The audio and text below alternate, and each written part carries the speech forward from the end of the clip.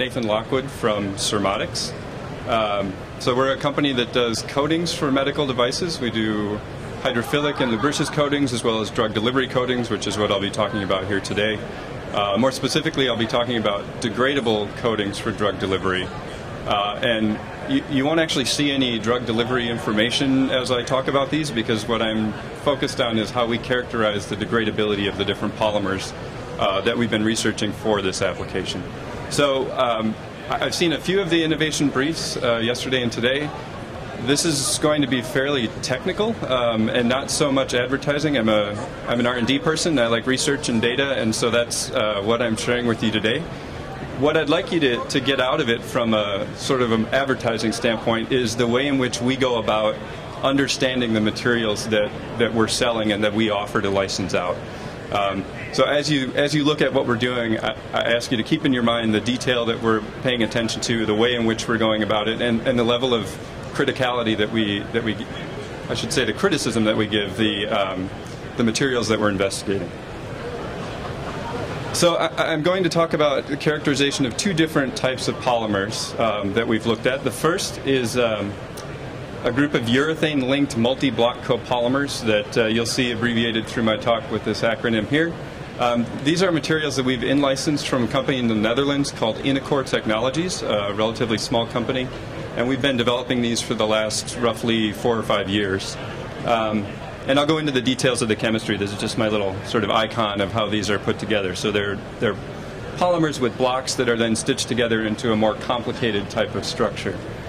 The second material that I'll use as an example is a hydrophobically modified starch material, and this is something that was invented at SurModics and that we hold patents to. And here what we take is a hydrophilic starch material, and we couple it to a variety of different hydrophobic components in order to create a polymer that would be more suitable for delivering things like hydrophobic drugs, for example. So the questions that we ask as we approach these materials and try to develop something that's degradable for an implantable device are on the left here. So how long does it take to degrade, of course, is probably the #1 question that you get. And that's important not just from an application standpoint, but also from a regulatory standpoint, because you're going to have to run clinical trials out some multiple of that degradation time. What changes in the polymer? So some requirements will be that the material doesn't change much over time until the very end and then falls apart. That's probably the ideal situation. How are the properties of the polymer affected during these changes that are taking place? What mechanism is the polymer degrading by? And what are the byproducts? So when you actually have it degraded, are you creating something that's going to be toxic to the body, tolerated by the body, well cleared? Is it going to be localized? These kinds of questions. And so we've used a wide variety of assessments in order to probe some of these questions. Maybe not all of them will be represented here today.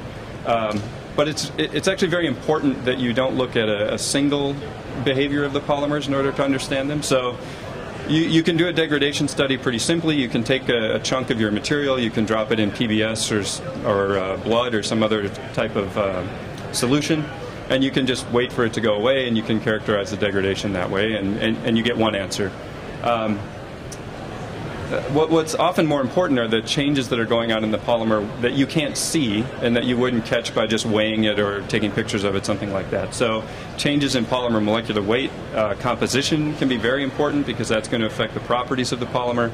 The surface properties sometimes are extremely important. And then again, characterizing these byproducts. Where are they? What are they? Where are they going? And how can we control them? So this first family of materials that I mentioned, these multi-block copolymers, so the building blocks are similar to other widely used degradable polymers that are in market, PLG type polymers. So they're lactide, glycolide, caprolactone. These are initiated with either a butanediol or a PEG type material of varying molecular weight. We can control that. And then what you produce is selecting some monomers. So here I've made a lactide block, so I can make a small polymer out of lactide, a small polymer out of the other two monomers here, terminate each with an alcohol, and then you can stitch those together into a higher molecular weight polymer. So here we're going to chain extend with urethane linkages, as the name suggests, to produce this polymer that's of a much higher molecular weight. And what you end up with is, even though the components are very similar to what's on the market, you have a very unique architecture to this polymer. So you do have a few things that are a little different. You have these urethane linkages present. But what turns out to be extremely important is just the way in which you've put these polymers together. So it's not just the urethane linkage, it's the structure of the polymer. And I'll go into some of the details of that as we move forward. So one area that we've looked at is how the composition of these polymers impacts the degradation time. And so here I'm using I'm cut off a little bit on the edge. The axis here is the amount of polymer that's remaining. Pretty simple test. We've coated some substrates. We just weigh them, put them in medium, take them out, weigh them, back and forth, back and forth. And what you see is, depending on the nature of the polymer, so my schematics here are a little bit confusing, but you get the gist of it from here. As you take a family of polymers and change the ratio of those two blocks that we're stitching together, you can change the degradation rate of the polymers quite readily. In some cases, the behavior is rather complex. So in this case, we have a glycolide caprolactone block. Glycolides tend to degrade relatively quickly. Caprolactones tend to degrade relatively slowly. And so what happens is you get this sort of reversal behavior as you change that composition. So that at some point, the caprolactone is winning out and making it degrade more slowly. And then with PEG-in, as you might suspect, these are a hydrolytic degradation mechanism. PEG draws in a lot of water. You get very fast degrading materials. So here we're looking at a couple of weeks degradation time. The question that we often get, and it's a very good question, is, well, aren't these just exactly the same as what else is out there? I can pick up a Sigma catalog or an Aldrich catalog and I can order these materials, right?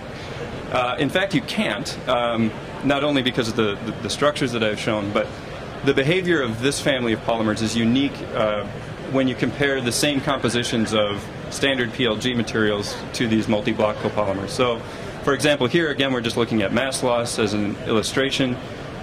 We've got color-matched lactide-glycolide ratios from 100% lactide down to a 50-50 lactide-glycolide blend.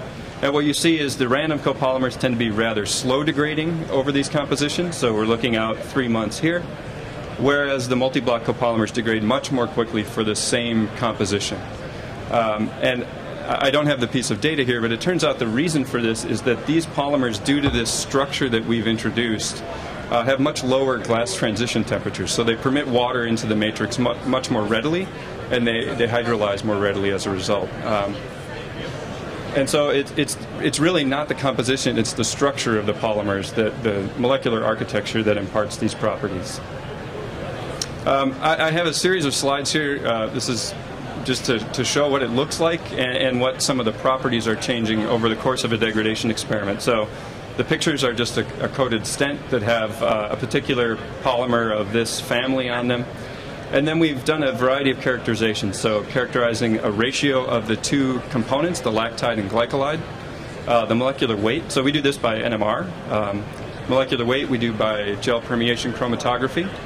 And then polymer mass. So this is, again, this simple weighing the stent and correcting for the metal of the stent, of course. And so I'll just walk through these slides, and you can sort of watch these three plots and watch the appearance change over time as well. If you can't see it, the scale here goes out to about 75 days. I think the end of the study here is about 60 days, so 2 months for this particular composition.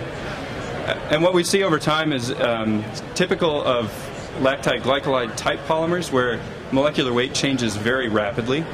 And conceptually this makes sense because if you take a polymer of a given molecular weight and you cut it once, you've halved the molecular weight. So you should expect one hydrolysis event should give you a 50% reduction in your molecular weight. And on average we see that in the first couple of weeks that happens. And then over time your polymer starts to change in appearance. You start to see some delamination over time. I'd note that this delamination is an artifact of the way in which we're testing it. So we've done some implant studies as well, where it's pressed against tissue. You don't see this same phenomenon. And then over time, you see the molecular weight comes to a very low level. This is what's remaining on the substrate. And then you start to see changes in composition. So over a fairly wide range of time, you don't see changes in composition. And then what happens is, at the very end, you see a dramatic increase in the amount of lactide. And that's, again, because the glycolides tend to degrade more quickly, and they're going to be cleared from the polymer, leaving primarily these lactides behind. I mentioned this study, so this is we did an in vivo degradation study. This was actually a very small part of a bigger study looking at vascular compatibility, and I'm not presenting that data here. We actually have a journal article if you're interested in the vascular compatibility aspect of these polymers. I'll just say they're very good. So we did a test where we were able to explant arteries and carefully dissect away the tissue and then take a look at the polymer that's left. And we just did this visually with, just did this with a SEM, so we're just looking at the polymer. What you see is when you coat it beforehand, it looks quite nice. After 28 days, you start to see regions where the polymer has degraded away. We see some areas that suggest that maybe there's a little bit of migration of the polymer, so as it's swollen with water, it may be more apt to move around a little bit.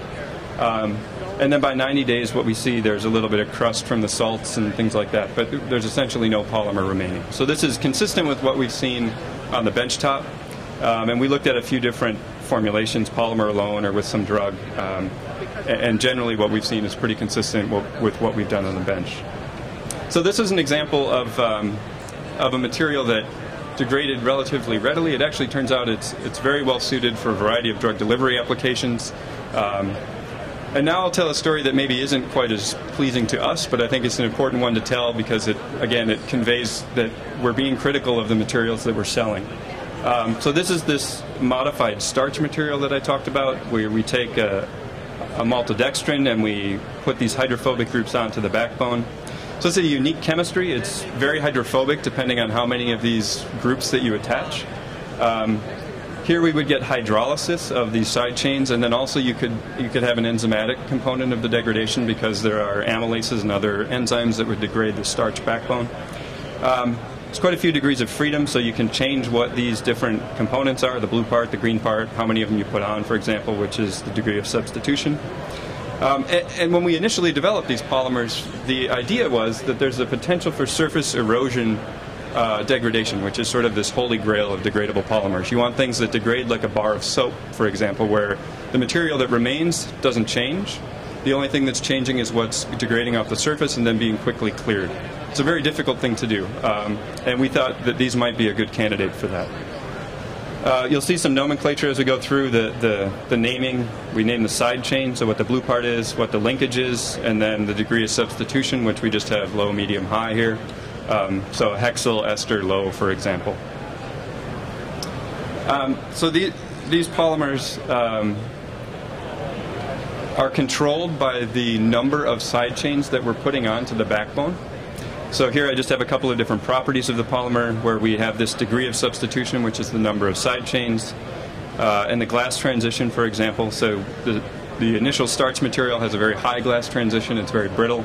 And as you saturate that with, I should say 3 is roughly saturated on this scale. It's practically between 2.5 and 3 is all the more that you can load on because of steric hindrances. So as you vary that composition, you move the glass transition from around 80 down to around 30. And of course, for a lot of drug delivery applications, we'd like to be in sort of this range, close to body temperature. The other area that's impacted, and this is a little less dramatic, is the hydrophobicity of the materials, and this would make sense. We're taking hydrophobic groups, putting them onto a hydrophilic polymer, and as you add more and more of them, you get this contact angle, which is an indicator of how hydrophobic the surface is, increasing. Even at fairly low degrees of substitution, we have a fairly hydrophobic material. So the PLGs and the multiblock copolymers that I talked about in the first section tend to have contact angles around 65, somewhere in that area, 65 degrees. So these are much more hydrophobic than the first set of materials, which is as we expected. And you'd also guess that there's a dramatic drop-off here because we know that the original backbone that we start with, starch, is water-soluble. So that should have a contact angle of essentially 0. If you were to put water on it, it would just soak into the polymer. So there's a very big change in this small range of composition. So here I mentioned that there's a few different degrees of freedom that we have. We've done some bench testing. This is just looking at mass loss off of a coated part.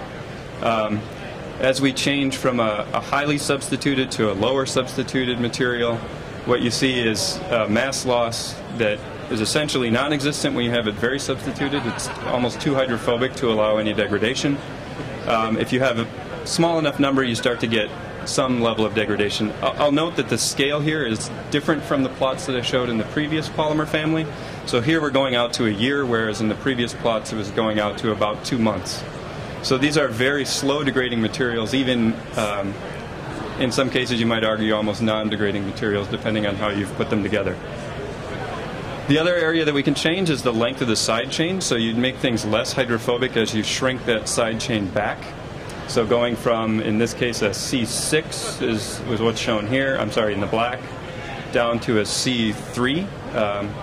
So you're changing the side chain length, and we do see an effect of that as well. So you're making it less hydrophobic, and you're increasing the degradation rate. And then the final way that we might affect degradation is to change the linkage. So in this case, we have an ester linkage. And in this green case, we have a silyl ether linkage, which is expected to be more, I should say, less stable, so more prone to hydrolysis than the ester. And in fact, we see that. We see a faster degradation rate. We also see something that's a little bit complex. It's not as simple as we'd like, so it degrades so far and then it stops. And we see this consistently, and we would love to be able to explain it, but we can't. So the one thing that I'll note in this set of data is I've shown you one set that looks relatively nice. On the benchtop, we get very confusing data out of this polymer system. So you can see the error bars where I've shown them are extremely large. Experiment to experiment variation is fairly high, so there will be times where we see almost no degradation, times where we see a bit more. Some of that is attributed to some delamination issues, although even when we control for that, we still see some wide variability. We're not capturing all of the degradation mechanisms that we would expect here, so we don't have any enzymatic mechanisms in place. And so really what we thought, we had spent some time on this. I have just one slide, but we spent a fair amount of time developing these materials. And we realized the only way we could get a good answer about what's happening in this polymer family is to do a fairly involved in vivo experiment. And so we've done that. And we tested a few different hypotheses for this study, so the same ones that I showed on the previous plot. You can start with a high degree of substitution with a relatively long side chain. You can put fewer side chains on. You can put shorter side chains on, or you can change that linkage to something that we would expect to be less stable. And we tested this in a subcutaneous rabbit model, so we took a stainless steel rod that we numbered so we could track every rod and if it moved around. We applied a coating, a relatively thick coating in this case, so we had enough polymer to analyze at the end of the study. And then we carried it out to a year with endpoints at 1, 3, 6, and 12 months. And then we looked at the same types of properties that I mentioned earlier, so physical properties and chemical properties of these polymers. And I'll walk you through the results of that study. So these are the changes in physical properties. On the left here is just coating mass. We weren't able to do this very well. There's some tissue adherence in some cases. Handling the samples turned out to be a little more difficult than we expected. The ones that we were able to analyze, you see in one case here with this high hexyl ester, essentially no degradation over time, which is pretty consistent with what we saw on the bench. So even in the presence of all the body fluids, enzymes, everything else that could be happening, this polymer is not degrading over a year time frame. When we change that linkage to something more labile, we see degradation, but again we see this mechanism where it's degrading partway and stopping. And again, we don't understand that. As we change the side chains, I have that here, so hexyl to propyl, for example, or the degree of substitution where we go from high to low. We don't see an effect of the side chain length. So we saw that sometimes on the bench. We don't see that here. As we made the degree of substitution lower, you actually do see degradation of these polymers over time. And this makes sense. The degradation mechanism requires that you cleave all of those side chains off and some of the backbone. And so if we start with something that has more of them already missing, we should expect it to degrade faster, and in fact it does. So looking at some of the chemical changes, degree of substitution here, I'll point out that these samples in purple, we didn't have any material left after this point to analyze, so it's not that we didn't want to, we couldn't. Very little change in these polymers over time. The silyl ether, we had some difficulty analyzing overall, so I don't have that data here. So what's shown here is probing the different mechanisms of degradation, whether it's enzymatic, where you'd cleave the backbone, or side chain hydrolysis. And what we see is that in these cases there's no side chain hydrolysis whatsoever. In terms of the molecular weight, so this would reveal whether if we're getting degradation by the enzymes, we should see the molecular weight drop relatively rapidly. And we see essentially no change in molecular weight over time in what's left. So the enzymatic component of degradation for these is essentially nil. Everything that we do see is hydrolysis of the side chains of the material. So this summarizes these results. There's essentially no effect of the side chain length. There's an effect of having fewer side chains, so it is a function of the degree of substitution, and it's a function of the stability of that linkage. And I don't have the data here, but even though these things were both true, there were all kinds of other issues with these materials as we evaluated them. The mechanical properties, as you drop the degree of substitution, became more starch-like. You saw that the glass transition went up, they became more brittle, difficult to handle. We essentially decided there are no practical materials with this linkage that we're interested in. And then I showed you with this silyl ether that we get degradation, but it's slow, incomplete, and rather complex, and we don't really understand it. So we went through this analysis to basically prove to ourselves that the material that we're evaluating here is not something that we're particularly interested in pursuing any further. And again, for those of you that may have came in late, the reason I'm saying that is not because I want you to think of SurModics as having bad materials, but to think that we're willing to go through the work that's necessary to prove that the materials we do sell are worthy of your attention. So from a material standpoint, I showed you two examples. One that has very nice degradation and actually drug delivery properties that I didn't discuss here. And one family that really wasn't panning out for the types of things that we're interested in. And then finally, I just leave you with, in terms of assessing degradation, the kinds of things that are important. It was important to us to do a variety of different techniques in order to understand the materials that we had. So you could do a single technique and you'd get an answer, but it may be a misleading answer. So it was very important to put the time and energy and resources into doing these sort of orthogonal ways of assessing polymer degradation in order to understand the materials. And then depending on the polymer that you have, it may be easy or hard to do. So in the first case I showed you, we probably could have just done bench work and convinced ourselves and others that these are degradable polymers. They work very nicely. We have a good understanding of them. But when you run into snags there, it's extremely important that you start to look at in vivo degradation as well. You simply don't get the full story just doing things on the bench top. And that costs more money and it's more effort, but it yields more fruitful results. So that's what I wanted to share with you today. We actually have a booth that's just over here. Thank you.